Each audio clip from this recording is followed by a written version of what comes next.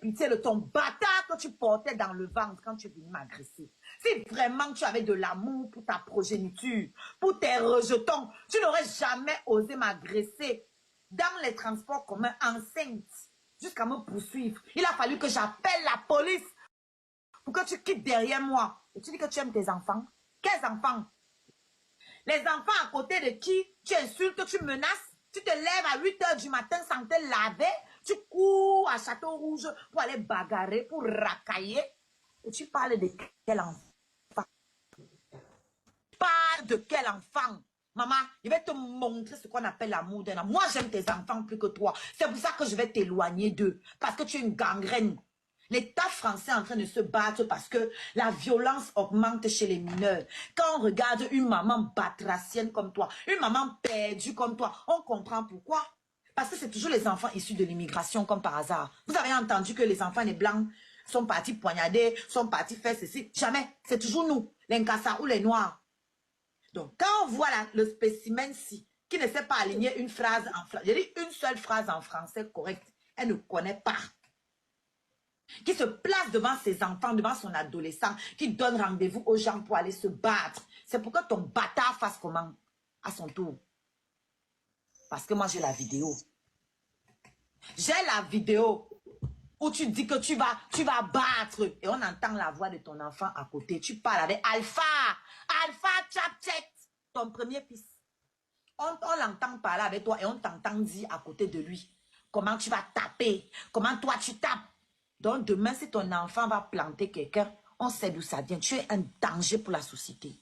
Tu es un danger pour tes enfants. Ok? Donc les batraciennes comme toi, les gens qui sont incapables de s'intégrer comme toi, leur place est au Niouf. Ta place est à Fresnes.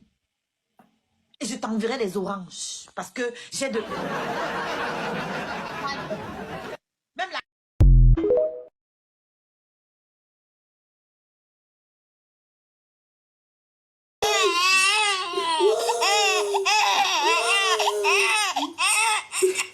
Il n'y a pas le lion, ne me calme pas. L'enfant, il veut le lion. L'enfant, il veut le lion. L'enfant, il veut le lion. Elle veut boire le lait. Il n'y a pas les copains de me calmer. Elle veut le lion. Elle va pleurer. Pleure, mon bébé, pleure. Il doit me comprendre tes pleurs. Ton père, leur frère Bassa enceinte, il dit qu'il ne pleure plus. Tu vas pleurer, pleure. Oui, c'est le frère Bassa qui a enceinté. Le bassin. Le bassin. Le bassin. Pleure, bébé, pleure. Pleure. Pleure, bébé. Pleure. Pleure. Voilà.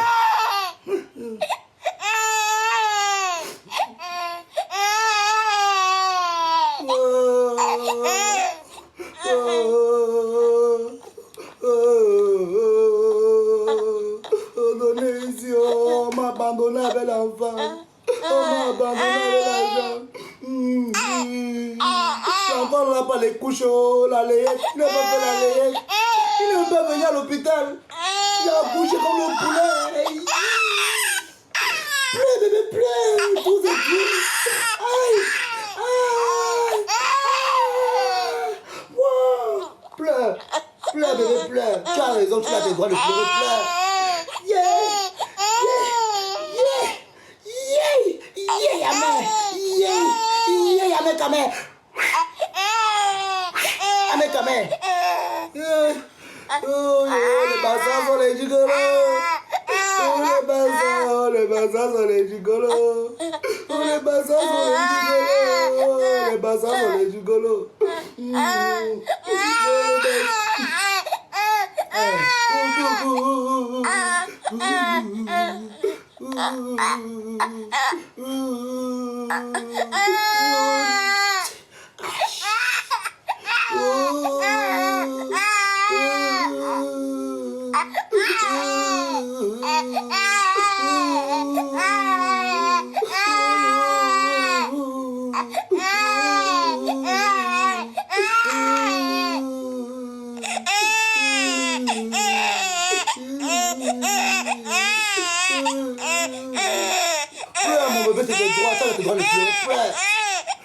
L'enfant n'a pas l'acte de naissance. Mon enfant n'a pas un père inconnu. Son père dans TikTok, il fait les lives avec moi, ils ont des cloches. Son père fait les cloches avec moi ici en TikTok.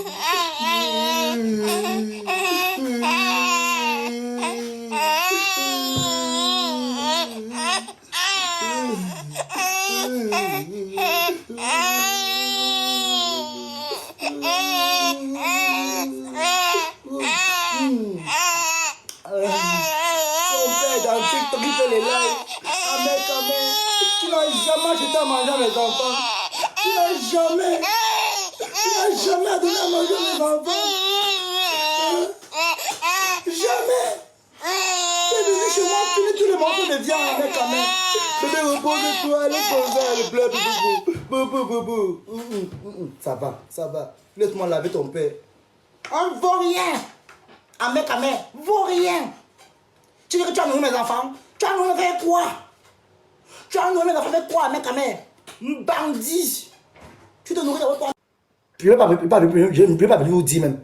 Je ne peux pas venir vous dire. Je préfère rester, fermer ma bouche. Parce que si elle commence à parler, elle va savoir les qui m'ont dit. Donc, je ferme ma bouche. Et peut-être très bien, ceux qui me suivent depuis le début savent que c'est la même histoire. Je n'ai rien à inventer. Je n'ai rien à cirer. Je n'ai rien à taper à côté. C'est la même histoire. Mais pourquoi tu rentres dans sa famille? Parce qu'elle-même laisse les gens. Pardon, laissez-moi tranquille, pas de morale.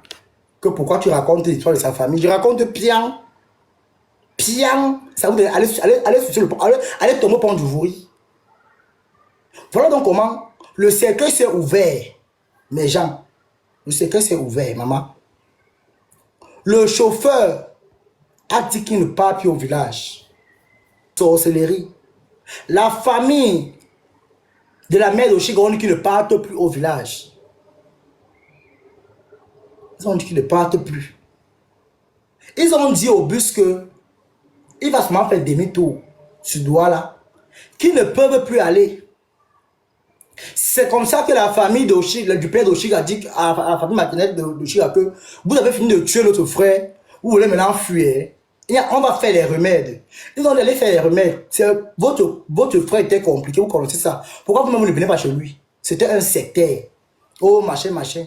Le corps était ouvert. L'habit blanc qu'on a mis au père d'Oshiga, Oshiga connaît l'histoire. Pourquoi on l'avait appelé que viens. Quand son père est mort, elle habitait encore chez sa tante. Sa tante a dit que tu pars au Cameroun pour enterrer ton père, tu ne mets pas tes pieds chez moi. Quand son père est mort, elle habitait encore chez sa tante. Vous dites très bien l'histoire. Source sûre.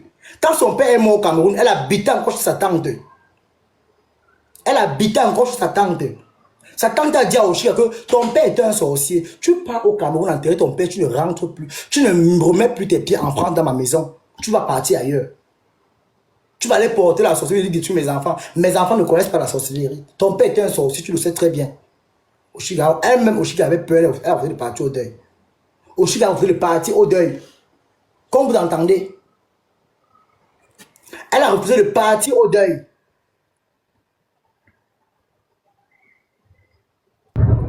On dit ça ici, merci. Ça m'a attends d'abord, il parle, je vais te remettre ton micro. Merci beaucoup, ma personne. Et vous lisez bien les commentaires, ceux qui me suivent depuis le début ici. Tu as toujours dit ça ici. Voilà.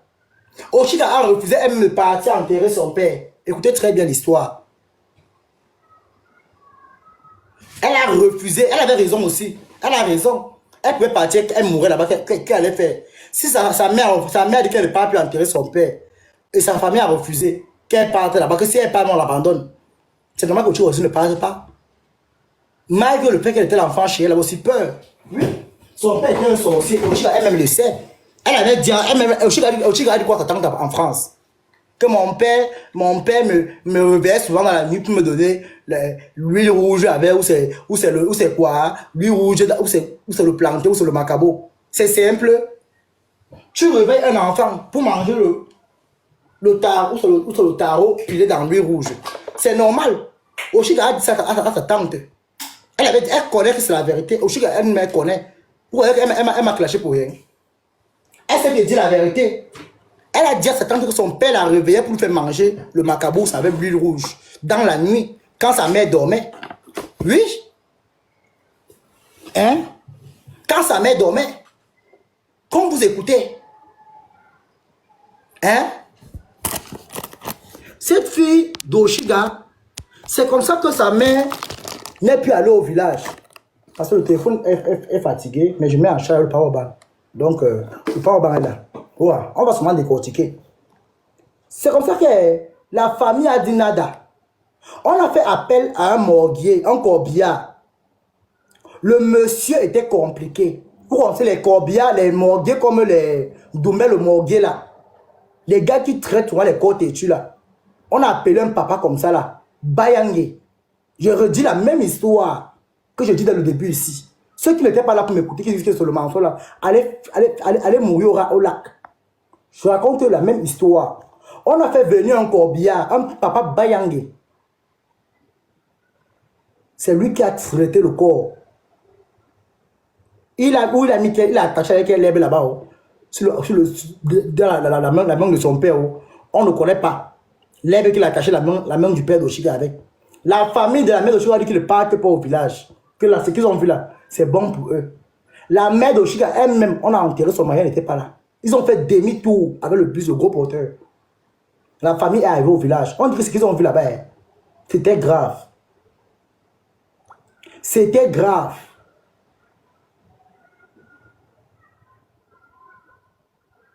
C'était grave.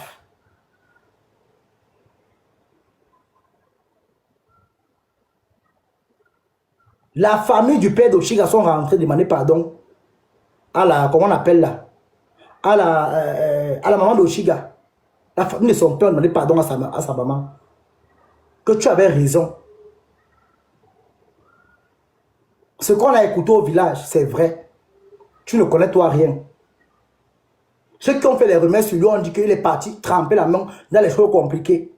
C'est pourquoi on voit qu'il est mort, mais il n'est pas vraiment mort. Il va aller travailler l'argent qu'il mangeait. Il va aller travailler les gens qu'il a cotisés, parce qu'il tontinait les gens.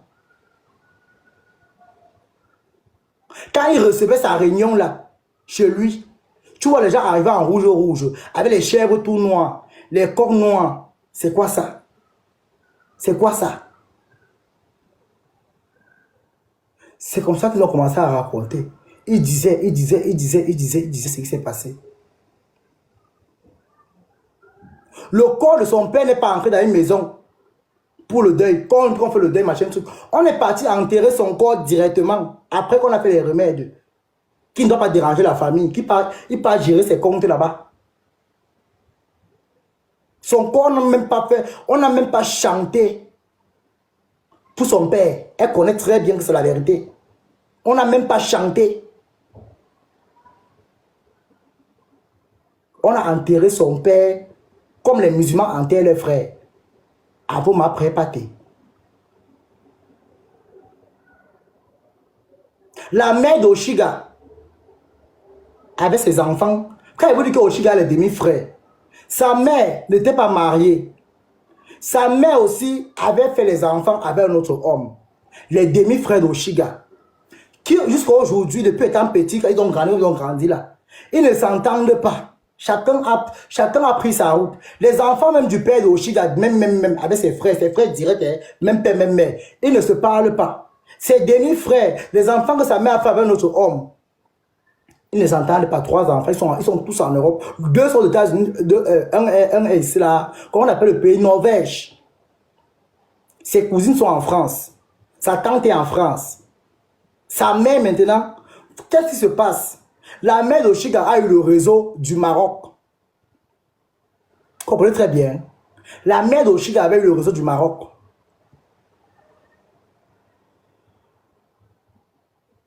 Le réseau du Maroc.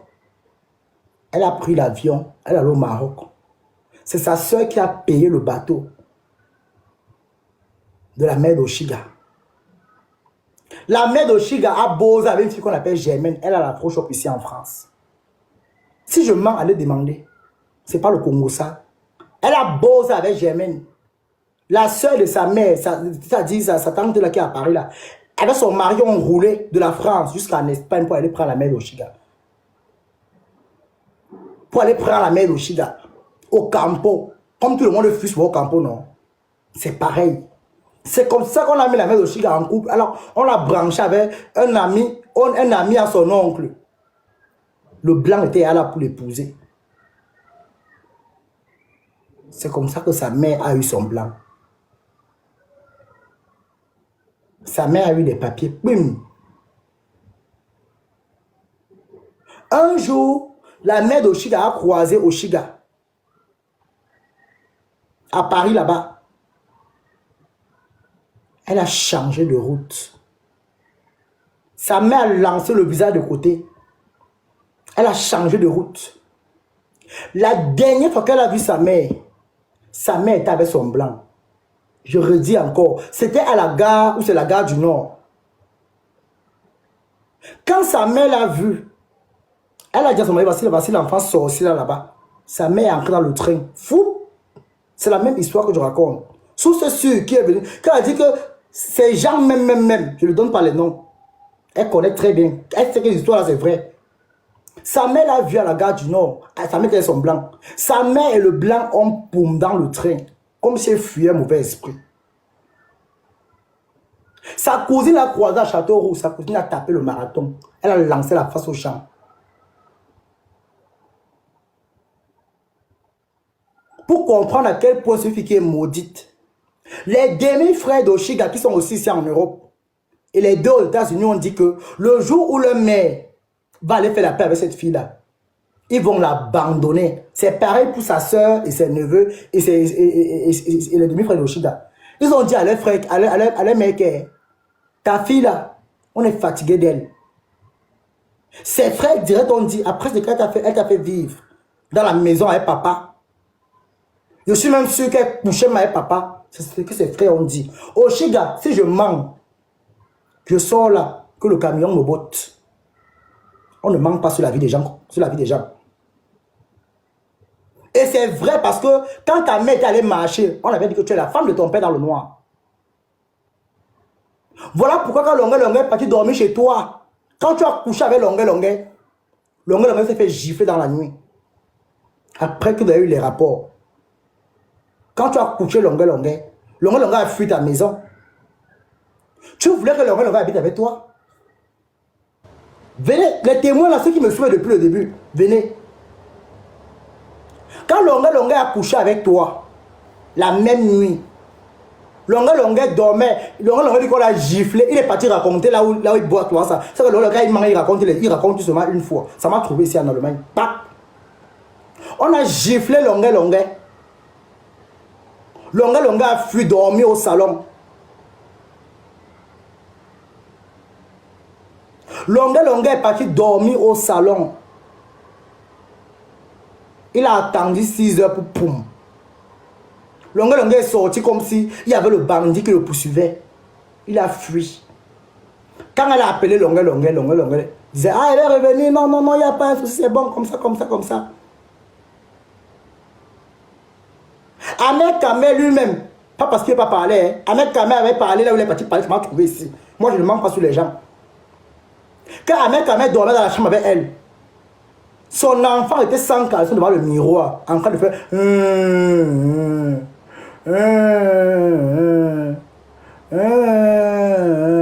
sans caleçon. C'est Ahmed Kamel qui vient enlever l'enfant devant le miroir.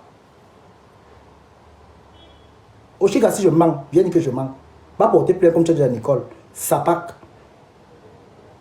L'esprit de ton père, tu étais sa femme. C'est pourquoi il est en train de te suivre partout. Il va te gâter les enfants. La seule personne qui peut t'enlever la malédiction, c'est ta mère, que tu as giflé au Cameroun. Ahmed Kamel est parti enlever ton enfant devant le miroir. Devant le miroir. L'enfant est devant le miroir dans la nuit.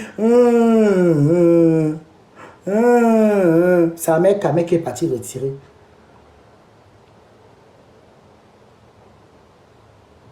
Elle pisse aux toilettes.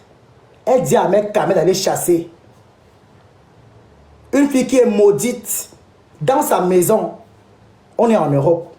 Les cafards font comment pour être dans les bords, qu'on s'assoit, les bords qu'on s'assoit là. Ahmed Kamel se lève le pot pour faire les besoins. Il voit les bébés cafards qui ont rempli le bord du pot. Plein les bébés cafards là, qui ont rempli le bord du pot.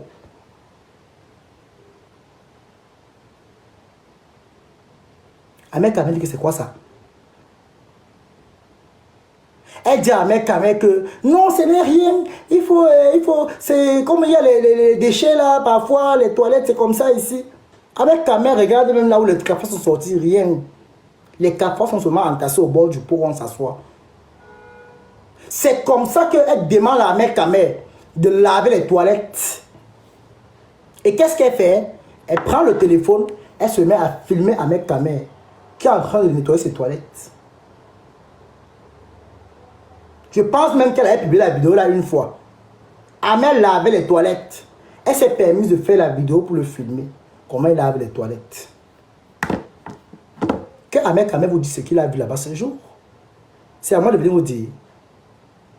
Une fille possédée comme ça. Une fille qui a le démon dans elle. Une fille qui a le mami Wata dans elle. Disciple de Satan. Esclave de son père. En pleine Europe. Mave Mangumba. Elle vient ouvrir sa bouche. Elle parle aux gens. Ahmed Kamer s'est permis de laver. Maman ne prend pas un bastard dans la sorcellerie comme ça. Je ne suis pas bastard, mais je te dis. J'ai un côté sawa. Je suis Abo. Abo Douala. Mon père Abo Douala. C'est ma mère qui est Kam. 100%. Donc j'ai deux côtés là. Les deux folies là. On ne prend pas un sawa comme ça, ma chérie. On ne mange pas un sawa comme ça. Tu as choisi la mauvaise cible. Ahmed Kamer est parti nettoyer. Il a fait. Le jour où tu as eu le problème avec Ahmed Kamer, tu es venu le clasher ici là. La même longueur est venue monter sur toi. Longueur t'a couché sans capote. Longueur est parti dire là-bas comment tu avais les odeurs sur toi. Comment ça sentait. Ça sentait. Pourquoi Longueur refuse de venir encore chez toi? Posez-vous les questions. Pourquoi Longueur refuse encore de venir chez toi? Tu as insisté. Alors, tu ne viens pas aujourd'hui. Tu ne viens pas. Tu as m'appelé Longueur qui doit reconnaître ton enfant. Le gars a dit que, hey, avec ce qu'il a vu qu'on l'a giflé dans la nuit là, il ne peut plus. Le père de ton deuxième enfant, moi, si à Congo, lui-même, il est passé, il a vu la même chose, c'est toi. Il a rêvé que le serpent l'avalait sur ton lit. Le gars ne parlait pas. Il veut crier au secours. Il dit que c'était comme dans le songe. Et le gars est où aujourd'hui? Avec une fille avec qui tu marchais à l'époque. Ta copine qui est coiffeuse. C'est là où le père de ton deuxième enfant est parti en mariage. Chez ta copine. Et tu viens parler. Une fille qui est sale.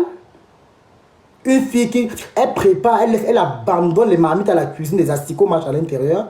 Toi, tu peux parler où les femmes parlent. Quand je vois les femmes qui t'encouragent, mais c'est la bêtise. C'est la saleté en personne, c'est la poubelle. Tu ne mérites même pas qu'on t'appelle femme.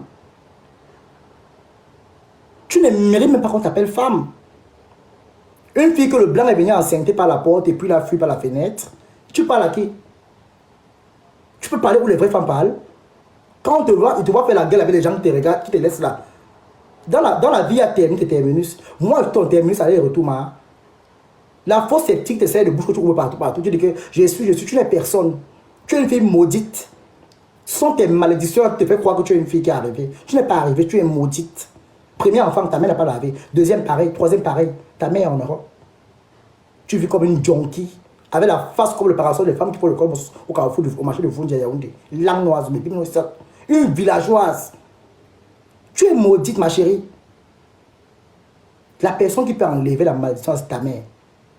C'est ta mère qui peut t'enlever la malédiction que tu as sur toi là. Hérisson poilu. Zenabou Oshiga, alias, c'est mon gars. C'est ta mère qui peut t'enlever la malédiction que tu as portée partout. Tu es une fille qui est maudite. Tu es une fille qui a le ndoutou. Le ndoutou. Et tout le monde qui t'encourage. Je te jure devant Dieu, Oshiga. Ce n'est pas le Congo ça. Qu'on prenne les millions te donne. Tout le temps que tu vas prendre l'argent là, tu ne vas rien faire avec. On considère que c'est l'argent du sacrifice. Tout l'argent, depuis que tu fais les canaux là, tu as eu 10 000 euros, tu as eu 2 000 euros, tu as fait quoi avec ça? C'est parti fier, tu n'as rien compris. C'est le ndoutou. Tant que tu ne demandes pas pardon à ta mère, tout ce que tu vas toucher, ça ne va rien faire. Ça ne va rien faire. Nous tous, on a eu à se fâcher contre nos parents, hein. Mais ce n'était pas comme ça. Plus de 10 ans. Et c'est pas le doute que c'est quoi. Tu comptes sur quoi? Tu ne seras jamais européenne. Tu ne seras jamais blanc. Nous tous qui sommes là, nous sommes prendre le Bordeaux ici en Europe. On restera africain avec les cultures, les traditions. C'est pour dire quoi? Nous là, les Africains là, c'est là-bas la culture, la tradition. Ça ne blague pas. La malédiction existe chez nous. Ça existe. C'est ce que tu as apporté depuis l'Afrique. Tu es venu en Europe. Tu croyais que quand on dit qu'on vient, ça ne passe pas. Ça passe. Ça passe. Je t'avais dit ici qu'Ahmed Kamel c'est un homme. Tu es une femme. Tu n'es pas obligé de te mettre en spectacle avec lui. Tu m'as ramassé ici. C'est la femme qui préserve son foyer. C'est la femme qui préserve sa vie. C'est la femme qui fait la force d'un foyer. Une femme qui est maudite ne peut pas tenir un foyer, je suis désolé. C'est pour ça qu'avec Abel est parti, parce que tu es maudite. Il y a des femmes qui ont croisé les hommes délinquants, voyous, ils ont chargé les gars. Il y a des gars qui portaient les caleçons 4 jours ici. Les femmes les ont changé, ils sont devenus propres aujourd'hui. Il y a des gars aujourd'hui responsables, les pères de famille que les filles ont changé, qu'ils étaient voyous avant. Aujourd'hui, la fille a appris sa vie, il a trouvé une femme qui l'a changé. Toi, tu as apporté quoi à l'homme là? Ce n'est pas le Congo, ça, le commérage, la saleté. Avec Kamel, tu ne dis pas non. Mais ta part là, c'est du jamais vu encore en Europe. Une fille qui écarte plus que le canard. Mais franchement, tu crois que quand tu te regardes ta vie là, ta vie est digne d'une fille. Ça ressemble à la vie d'une ancienne benguiste. Au Chica, tu ne vaux pas une nouvelle bosailleuse. Je te le redis encore ça aujourd'hui. Même une fille qui veut faire le beau, tu ne la vaux pas. Tu ressembles à une morgue abandonnée. Je ne sais pas si tu as vu la nuit du héron. Regarde bien quand la nuit du héron, quand il est en chaleur. Ça fait par ses épaves. C'est comme ça que ton visage est. Ta vie est comme un chantier non fini. On a voulu couler la dame est tombée. Ta vie est en chantier. Toi, voilà, aujourd'hui en Europe, l'aigreur, la jalousie t'a fait porter le masque de grossesse. Tu es assise là comme une veuve qu'on a tapé avec la tête du plantain. Que ouais, elle a tué son mari au secours. Elle avait la honte sur elle. Le doute que tu as sur toi, la masse, c'est toi-même qui as porté. C'est toi-même qui as porté le doute là. Tu es maudite aujourd'hui, demain et après-demain. Que ce soit les Yann, que ce soit les titans qui t'encouragent là, ça veut dire qu'eux-mêmes sont les vendus de leur famille. Parce qu'une personne qui est consciente ne peut pas accepter que tu es en guerre avec ta mère plus de 10 ans. Ils ne t'encouragent pas à aller faire la paix avec ta mère. Ça veut dire qu'ils ne t'aiment pas. Ils sont derrière toi pour leurs intérêts. Ce sont des mendiants, autant qu'ils peuvent.